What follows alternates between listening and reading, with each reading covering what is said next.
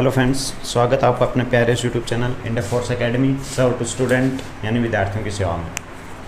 दोस्तों, आज हम बात करेंगे सिंपल पेंडुलम के बारे में। सिंपल पेंडुलम, आपने सिंपल सा फॉर्मूला याद कर रखा होगा, T=2π√L/g। बट एक्चुअल में क्या है कि जो सिंपल पेंडुलम जो होता है वो बहुत अलग अलग कंडीशन पे उसके क्वेश्चन आते हैं। जैसे कि सामने ये क्वेश्चन है, आपने इसका आंसर भी बता दिया होगा अब तक इन्फिनिटी, बट ये आंसर गलत है। तो ऐसे ही बहुत से कॉन्सेप्चुअल और बहुत अच्छे प्रीवियस ईयर क्वेश्चन हम ला रहे हैं। अभी पिछले 2 दिन से क्लास नहीं हो पाई कुछ टेक्निकल इश्यू के कारण, ठीक है, क्योंकि जो हमारे पास मटेरियल था जस्ट लाइक मार्कर वगैरह, इंक वगैरह, वो ख़त्म हो चुकी थी, ठीक है, उसे दोबारा रिपरचेज किया है।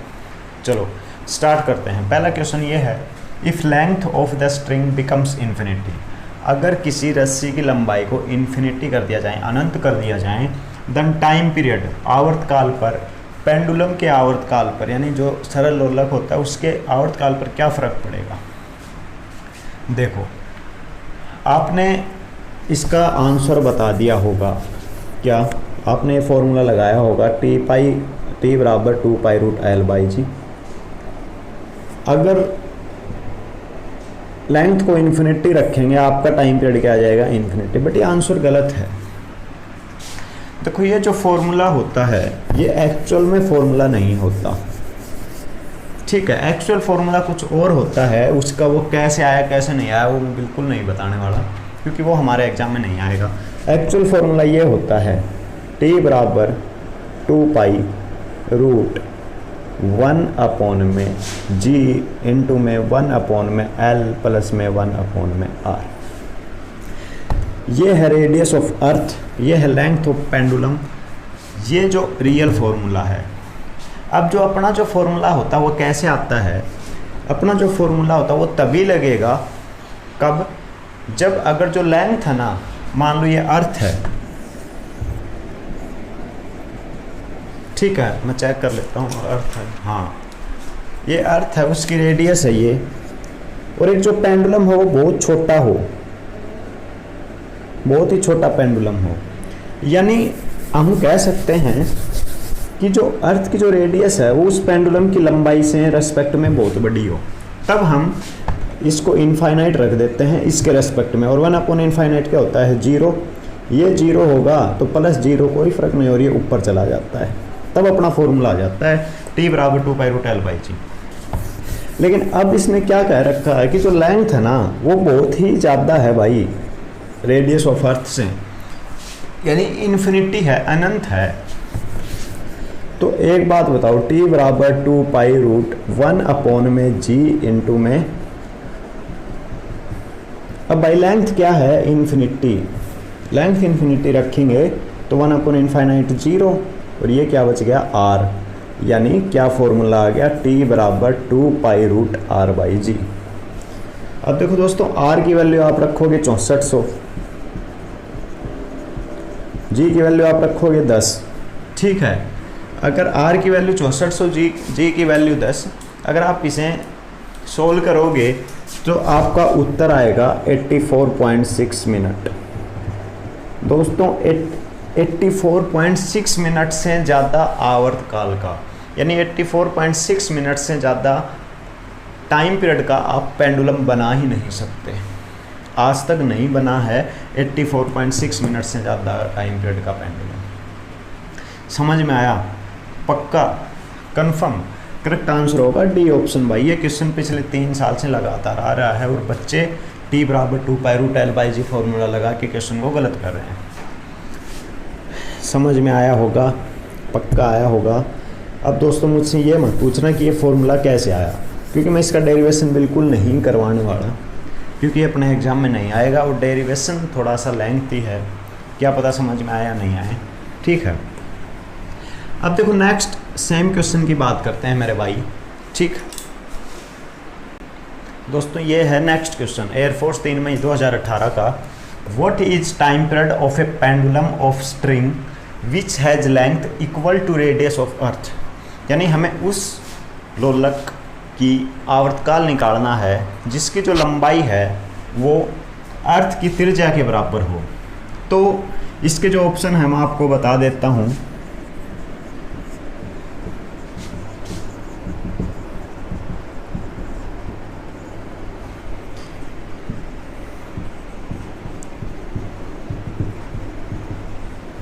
देखो मैंने अभी भी आपको जो फॉर्मूला बताया था वो क्या था, t बराबर 2 पाई रूट 1 अपॉन में g इंटू में 1 अपॉन में r इंटू में 1 अपॉन में l। अब ये कह रहा कि भाई जो लंबाई है वो रेडियस ऑफ अर्थ के बराबर ही है, समझ में आया? यानी क्या रखेंगे r, तो ये क्या हो गया t बराबर 2 पाई रूट g 1 अपॉन में g, और ये दोस्तों आर एलसीएम आ गया, क्या आ गया 2। यानी आप कह सकते हो टाइम पीरियड क्या आ गया 2 पाई रूट 2 आर अपॉन में 2g। ठीक है, अब देखो आर अपॉन में 2g आया है, आप इसे सोल्व करोगे तो आपका आंसर आएगा 60 मिनट। ठीक है, ये जो आंसर आएगा ना आपको सेकंड में आएगा, लेकिन आपको ऑप्शन मिनट में दे रखे तो आप मिनट में चेंज करोगे, क्योंकि क्या आंसर आएगा आपका 60 मिनट। करेक्ट ऑप्शन क्या हो गया, डी ऑप्शन। ये जो दूसरा क्वेश्चन था एयरफोर्स 3 मई 2018 का, आई होप आपको कुछ समझ में आ रहा होगा जो मैं समझाना चाहता हूँ कि क्वेश्चन कैसे बदल के आ जाते हैं। ठीक है, अब हम एक क्वेश्चन और करेंगे, बड़ा अच्छा सा क्वेश्चन है, नेवी फरवरी 2020 का क्वेश्चन है मेरे भाई। What happen with pendulum, pendulum के साथ क्या घटित होगा अगर if taken at hill station, अगर उसे पहाड़ियों पर ले जाया जाए। तो भाई आपको ये पता है जैसे हम ऊपर बढ़ते हैं या फिर जैसे अपन डेप्थ में जाते हैं, जो एक्सेलरेशन ड्यू टू ग्रेविटी यानी जी है वो क्या हो जाती है, कम। अब फॉर्मूला क्या होता है अपना बेसिक फॉर्मूला, टी बराबर 2 पाई रूट एल बाई जी। अब आप कहोगे भाई पिछली बार तो वो फॉर्मूला लगा दिया, अभी ये लगा दिया, क्या चल रहा है, ये मजाक समझ रखा है, मारो मुझे, है ना? तो देखो क्या बात है, ये फॉर्मूला किसका फॉर्मूला है, ये बिल्कुल मतलब हम इसमें जो लेंथ है ना वो बिल्कुल छोटी मान के चलते हैं अर्थ की रेडियस के रेस्पेक्ट में। तो बेसिकली हमें फॉर्मूला यही यूज करना है, वो दो ही कंडीशन में फॉर्मूला यूज होगा, तब हमें लेंथ है ना वो अर्थ की रेडियस के या तो बराबर दे दी जाए या फिर उससे अधिक दे दी जाए। जो ये फॉर्मूला था मैंने अभी अभी बताया, 1 अपॉन में जी 1 अपॉन में एल प्लस में 1 अपॉन में आर। ये दो ही कंडीशन में क्या होगा, अगर लेंथ ज़्यादा हो रेडियस ऑफ अर्थ से या फिर लेंथ बराबर हो रेडियस ऑफ अर्थ के, ये दो कंडीशन हैं, इसी कंडीशन में वो फॉर्मूला लगेगा ये, बाकी हर कंडीशन में ये फॉर्मूला लगेगा, आप इनको भूल जाओ। ठीक है, लेकिन एक बात ज़रूर ध्यान में रखना कि 84.6 यानी 84.6 मिनट से ज़्यादा टाइम पीरियड का आप पेंडुलम ना तो बना तक, ठीक है, ना आप बना सकते हैं। चलो अब बात करते हैं टी बराबर 2 पाई रूट एल बाई जी की। भाई जैसे जैसे हिल स्टेशन पे जाओगे ग्रेविटी कम होगा, ये कम होगा तो टाइम पीरियड क्या होगा, बढ़ेगा। टाइम पीरियड क्या होगा, बढ़ेगा, क्योंकि हिल स्टेशन पे जाओगे ऊंचाई पे तो ग्रेविटी जो है वो कम हो जाती है, ये कम होगी तो टाइम पीरियड बढ़ेगा, क्योंकि इन्वर्सली प्रोपोर्शनल है तो टाइम पीरियड बढ़ा, इसका मतलब आवर्तकाल बढ़ा, यानी उसने ज़्यादा टाइम लेना शुरू कर दिया एक चक्कर लगाने में। इसका मतलब क्या हुआ, देखो क्वेश्चन थोड़ा सा ऑपोजिट है, ज़्यादा टाइम लेना शुरू कर दिया उसने, उसका टाइम पीरियड बढ़ गया, यानी एक चक्कर में जो समय लेता था वो बढ़ गया। इसका मतलब वो थोड़ा धीरे हो गया, स्लो हो गया, क्योंकि उसने ज़्यादा समय लेना शुरू कर दिया। समझ में आया ना? इसने ये नहीं पूछा टाइम पीरियड बढ़ेगा या घटेगा, इसने ये पूछा कि पेंडुलम होगा स्लो होगा या फास्ट होगा। वो स्लो होगा, क्यों होगा, क्योंकि उसका टाइम पीरियड है, जो एक चक्कर पूरा करने का जो समय है वो बढ़ गया, यानी ज़्यादा टाइम लेने लग गया। ठीक है, अब आप मान लो कहीं जा रहे हो, आपने ज़्यादा टाइम लिया जाने में, इसका मतलब आप स्लो गए हो, यानी धीरे धीरे गए हो। अगर आप बहुत, आपका जो टाइम पीरियड है वो कम हो गया, यानी आपने कम समय लिया, इसका मतलब आप फास्ट गए हो। समझ में आया? चलो अब नेक्स्ट बढ़ते हैं। अब ये नेवी फरवरी 2020 का क्वेश्चन था। देखो ये क्वेश्चन भी नेवी फरवरी का 2020 का ही है, बिल्कुल ताज़ा क्वेश्चन। 2 गर्ल्स, 2 लड़कियां हैं 20 kg की और 30 kg की स्विंग्स यानी झूला झूल रही हैं। If another girl of 5 kg, एक इन दोनों के अलावा एक लड़की और है जिसका वजन है 5 kg, अगर वो 20 kg के पास भी बैठ जाएं और फिर 30 kg के पास भी बैठ जाएं तो दोनों का जो ओसिलेशन है, एक प्रकार से जो SHM है या हम कह सकते हैं आवर्तकाल है, उस पर क्या फ़र्क पड़ेगा। तो ऑप्शन दे रखा है time period increase, time period decrease, no effect या नन। देखो आपने अभी तक क्या पढ़ा भाई, t बराबर 2π√L/g, यानी जो टाइम पीरियड है, आवर्तकाल है, वो केवल लंबाई पर यानी लेंथ पर और एक्सेलरेशन ड्यू टू ग्रेविटी यानी गुरुत्वीय त्वरण पर, इन दोनों चीज़ों के अलावा किसी तीसरी चीज़ पर डिपेंड ही नहीं करता। ठीक है, समझ में आया? यानी मास का तो कोई जिक्र ही नहीं है, यानी आवर्तकाल तो टाइम पीरियड पर डिपेंड ही नहीं करता, यानी करेक्ट ऑप्शन कौन सा आएगा? No effect. ठीक है, देखो ऐसा क्वेश्चन बहुत बार आ चुका। अब देखो अपन हम और बहुत अच्छे अच्छे क्वेश्चन करने वाले हैं भाई, तो ध्यान बनाए रखें अपना। ठीक है, इस क्वेश्चन में कोई डाउट तो नहीं होगा। मैं सिर्फ ये बताना चाहता हूँ भाई, फॉर्मूले में यानी टाइम पीरियड मास पर डिपेंड ही नहीं करता, हमें फॉर्मूला बता रहा है कि भाई मास का तो कोई जिक्र ही नहीं है, द्रव्यमान का तो कोई जिक्र ही नहीं है। ठीक है, चलो स्टार्ट करते हैं नेक्स्ट क्वेश्चन। ये क्वेश्चन है भाई आपका नेक्स्ट कि देखो एयरफोर्स मई 2015 मार्च 2019।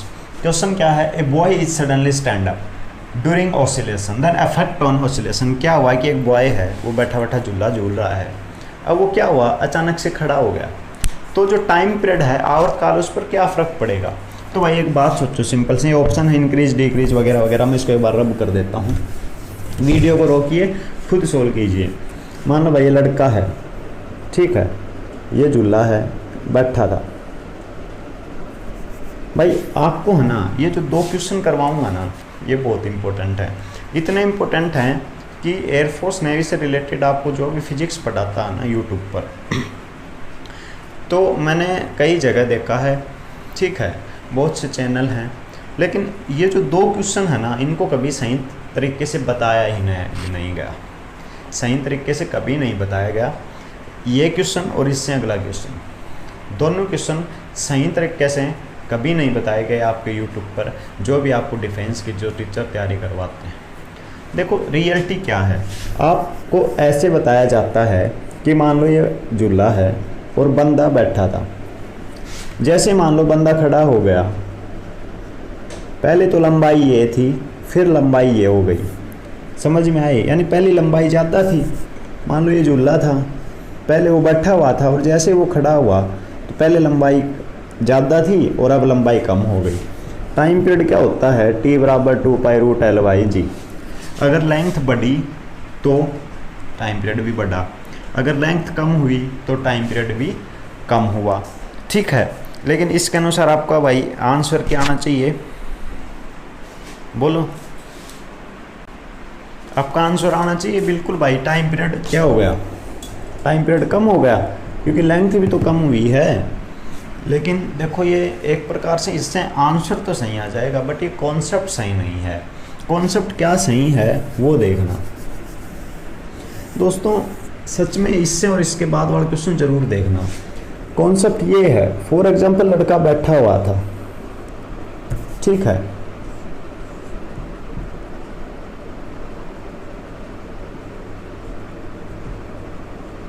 ठीक है, लड़का बैठा हुआ था, तो जैसे ही मैं ऐसे बैठता हूँ तो मेरा सेंटर ऑफ मास है वो यहाँ था, सेंटर ऑफ मास होता है केंद्रीय द्रव्यमान। अब जैसे ही मैं खड़ा हो गया तो मेरा सेंटर ऑफ मास है वो यहाँ आ गया, यानी मैं बैठा हूँ तो सेंटर ऑफ मास नीचे था और जैसे ही मैं खड़ा हुआ था सेंटर ऑफ मास थोड़ा सा ऊपर आ गया। यानी एक प्रकार से पहले उस सेंटर ऑफ मास की जो लंबाई थी वो ज़्यादा थी, अब लंबाई कम हो गई। समझ में आया? चीज़ वो भी ठीक थी बट वो कॉन्सेप्चुअल गलत थी। ठीक है, यानी मैंने ये बात की है कि भाई टाइम पीरियड क्या हो गया? कम हो गया। टाइम पीरियड कम क्यों हुआ? क्योंकि लंबाई कम हो गई। लंबाई क्या होती है? स्ट्रिंग की लंबाई, यानी जहाँ पे वो टंगी हुई थी और सेंटर ऑफ मास के बीच की दूरी। अब एक बात बताना मेरे को, टाइम पीरियड कम हो गया, आपका करेक्ट आंसर आएगा time period decrease, time period decrease. अब यही क्वेश्चन मेरे भाई मार्च 2019 में थोड़ा सा अलग ऑप्शन आए थे। ऑप्शन क्या आया था? फास्ट, स्लो, नो इफेक्ट, और डी ऑप्शन आया था नन। यानी जो ओसिलेशन है वो क्या होगा? फास्ट होगा, स्लो होगा। भाई टाइम पीरियड तो कम हुआ क्योंकि लंबाई कम हो गई, टाइम पीरियड कम हुआ, इसका मतलब उसने टाइम कम लेना शुरू कर दिया, यानी वो फास्ट मूव करने लग गया। करेक्ट आंसर क्या आएगा? फास्ट। ठीक है, दोनों बार क्वेश्चन सेम आया था, थोड़े ऑप्शन अलग थे, वो मैंने बता दिए क्या थे। नेक्स्ट क्वेश्चन करते हैं। ठीक है दोस्तों, ये क्वेश्चन है, इसका भी कॉन्सेप्ट हमेशा गलत बताया जाता है। एयरफोर्स 14 सितंबर 2018, एयरफोर्स 23 सितंबर 2019, दोनों बार सितंबर में रिपीट हुआ है। देखो क्वेश्चन क्या आता है, मैं इसकी लैंग्वेज बता रहा हूँ भाई, मैंने चित्र ही बनाया, केवल फिगर ही बनाई। एक गड्ढा है भरा हुआ, क्या होते हैं उसमें से एक छेद निकाल दिया जाता है, तो जो पानी है वो नीचे आने लग जाता है। तो आवर्तकाल यानी जो टाइम पीरियड है उस पर क्या फ़र्क पड़ेगा? ए ऑप्शन होता है इंक्रीज, बी ऑप्शन होता है डिक्रीज, सी ऑप्शन होता है first decrease and then increase, और डी ऑप्शन होता है फर्स्ट इंक्रीज एंड बाद में डिक्रीज। भाई ये क्वेश्चन रोको, खुद सॉल्व करो। ठीक है, मैं करवाता हूँ इसे। देखो क्या होता है भाई, सेंटर ऑफ मास देखते हैं। सेंटर ऑफ मास क्या होता है? जहाँ पे पूरा जो घड़ा है इसका द्रव्यमान क्या है? केंद्रक, यानी सेंट्रलाइज हो रहा है। पहले इसका सेंटर ऑफ मास यहाँ था, कहाँ था? यहाँ।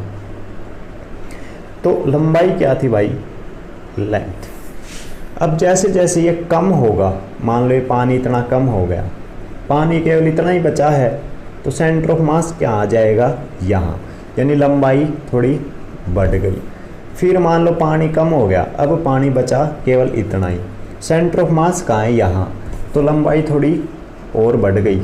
लंबाई यानी सेंटर ऑफ मास के और ये जो दूरी है इसे हम टाइम पीरियड सॉरी लेंथ मानेंगे पेंडुलम की। अब क्या हुआ भाई, इतना पानी बचा है तो लेंथ क्या हुई? बिल्कुल यहाँ पे। लेकिन जैसे ये खाली हो जाएगा ना, तो सेंटर ऑफ मास वापस यहाँ आ जाएगा। सेंटर ऑफ मास धीरे धीरे खाली हुआ, लेकिन जैसे ये बिल्कुल खाली हो जाएगा ना, सेंटर ऑफ मास वापस यहाँ आ जाएगा, क्योंकि अब तो पूरा खाली हो गया। लेकिन बस अब खाली घड़ा बचा है, और खाली घड़े का सेंटर ऑफ मास भी कहाँ होता है? मिडल में। समझ में आया? यानी फिर सेंटर ऑफ मास यहाँ आ गया, यानी फिर लेंथ कम हुई। यानी पहले तो लेंथ बढ़ी और फिर एकदम से लेंथ कम हो गई। अब देखो t बराबर क्या होता है भाई? 2π√L/g।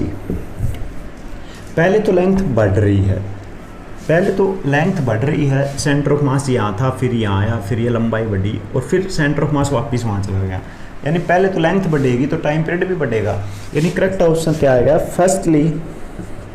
First time period increase. पहले तो टाइम पीरियड क्या होगा? इंक्रीज होगा। अब जैसे ही लेंथ फिर कम हो जाएगी, पूरा पानी खाली हो जाएगा, तो सेंटर ऑफ मास वहाँ आ जाएगा, केंद्रक द्रव्यमान, यानी फिर लेंथ कम हो गई।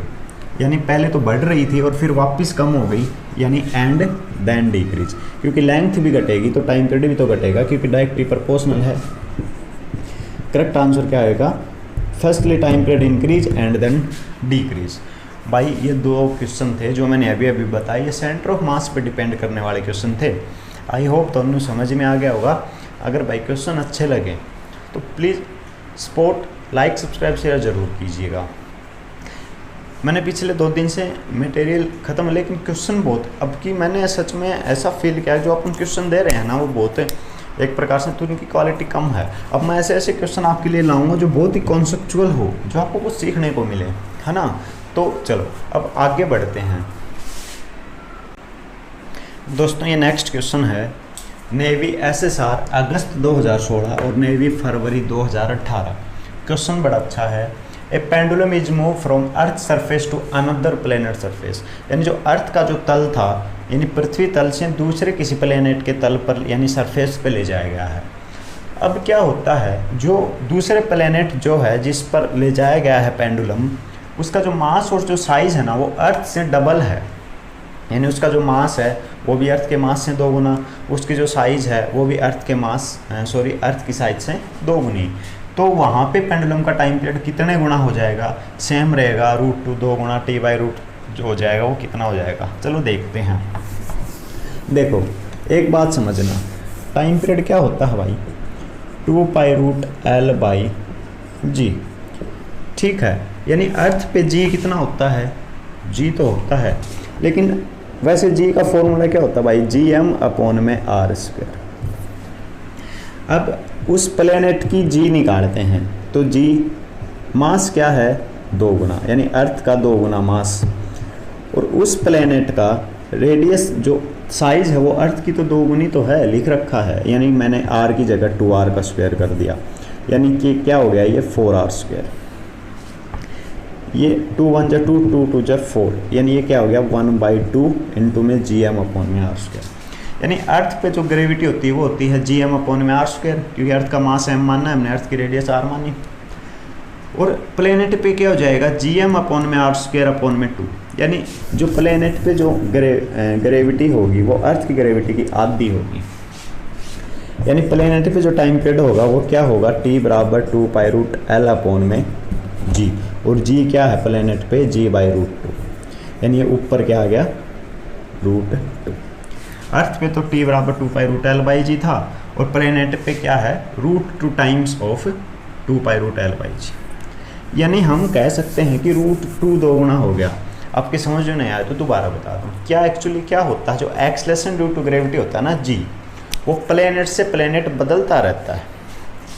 तो अर्थ पे तो हमने पता है हमारे को g मान लिया, ठीक है, और g किसके बराबर होता है, gm/r²। अब प्लेनेट का g निकालना हमें, क्योंकि g तो बदलता रहता है प्लेनेट के अनुसार। अर्थ का मास हमने m माना, तो प्लेनेट का क्या होगा भाई 2m, क्योंकि दे रखा है 2 गुना। अर्थ की रेडियस r मानी तो प्लेनेट की क्या हो गई 2r, 2r का स्क्वायर कितना हो गया 4r का स्क्वायर, 2 1 जा 2, 2 2 जा 4, यानी हम कह सकते हैं gm/r²/2 आया, यानी अर्थ का पे जो ग्रेविटी थी उसका आधा है, और प्लेनेट पे भी हम, ये तो अर्थ पे था तो प्लेनेट पे क्या होगा g/2, ये 2 ऊपर जाएगा, ठीक है, 2 ऊपर गया तो अर्थ पे तो कितना था 2π√L/g, और रूट के अंदर 2 और आया तो √2 गुणा ऑफ अर्थ, यानी करेक्ट आंसर क्या होगा, √2 टाइम्स। आई होप समझ में आ गया होगा। अब अपन बात करते हैं भाई सेकंड पेंडुलम के बारे में। देखो सेकंड पेंडुलम क्या होता है, उस पर जो क्वेश्चन आए थे उसकी बात करेंगे दोस्तों। सेकंड पेंडुलम जो होता है जिसका टाइम हो 2 सेकंड, सेकंड पेंडुलम किसको कहते हैं, जिसका टाइम पीरियड क्या हो 2 सेकंड। टाइम पीरियड 2 सेकंड हुआ, t बराबर 2π√L/g,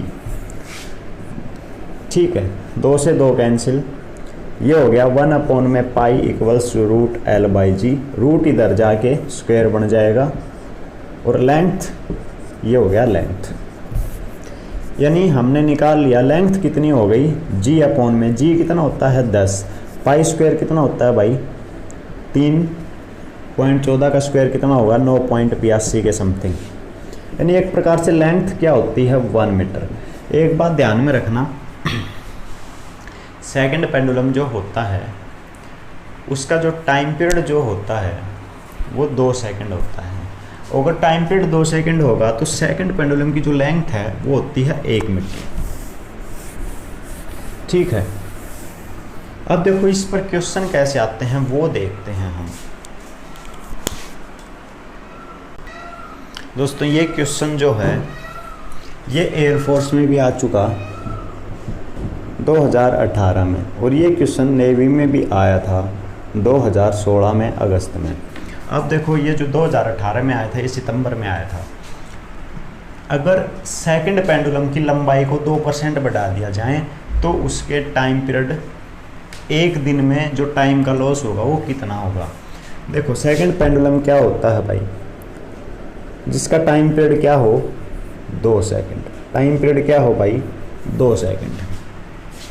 अब ये कह रहा है कि 2 सेकंड टाइम पीरियड फिक्स होता है सिंपल पेंडुलम का 2 सेकंड।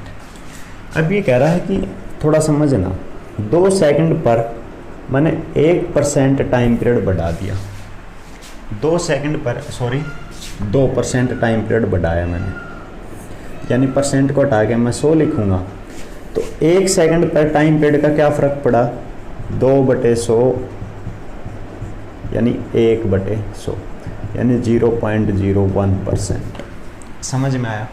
1 सेकंड पर 1/100 फर्क पड़ा, 1 सेकंड पर 1/100 फर्क पड़ा, तो बताओ पूरे दिन पर कितना फर्क पड़ेगा?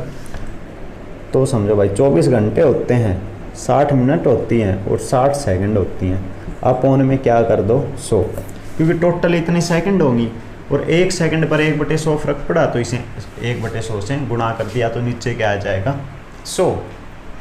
आई होप समझ में आ गया होगा।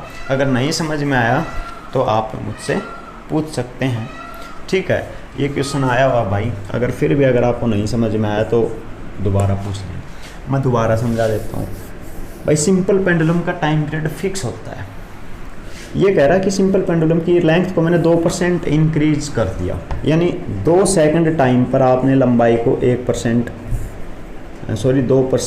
इंक्रीज किया है, तो 1 सेकंड पर क्या फ़र्क पड़ेगा? 2/2 यानी 1% का। 1 सेकंड पर 1% का फ़र्क पड़ा तो पूरे दिन में निकाल लो कितनी सेकंड होती हैं। अब ये मत समझना मेरे भाई कि नेवी में जो ये क्वेश्चन आया था ये दूसरे तरीके से आया था। नेवी में इसकी संख्या कुछ और दे रखी थी, हाँ यहाँ पे 2% की जगह 0.1% था। सेम क्वेश्चन है भाई, मैंने कहा था 2 सेकंड फिक्स होती है, 2 सेकंड पर कितना आप लेंथ को चेंज कर रहे हो? 0.1%। तो 1 सेकंड पर क्या फ़र्क पड़ेगा? 0.1 अपॉन में 2%। तो पूरे दिन पर क्या फ़र्क पड़ेगा? परसेंट को हटा के मैं नीचे 100 लिख दूंगा, ठीक है। अब आप देख लो 1 सेकंड पर इतना फ़र्क पड़ रहा है तो पूरे दिन पर क्या फ़र्क पड़ेगा? 24 घंटों 60 मिनट और 60 सेकंड अपॉन में गुणा में 0.1, 2 गुणा में 100। ये आपका करेक्ट आंसर आएगा। समझ में आ गया होगा। नहीं समझ में आया है तो कमेंट में कर दीजिए भाई, मैं समझा दूंगा, ठीक है। नेक्स्ट बढ़ते हैं, एक क्वेश्चन करते हैं। ये दोस्तों नेक्स्ट क्वेश्चन है, if length and acceleration due to gravity increase by 2% and 4% respectively then time period. अगर लेंथ को 2% बढ़ा दिया और एक्सेलरेशन ड्यू टू ग्रेविटी यानी जी को आपने 4% बढ़ा दिया तो टाइम पीरियड पर यानी आवर्तकाल पर क्या फ़र्क पड़ेगा?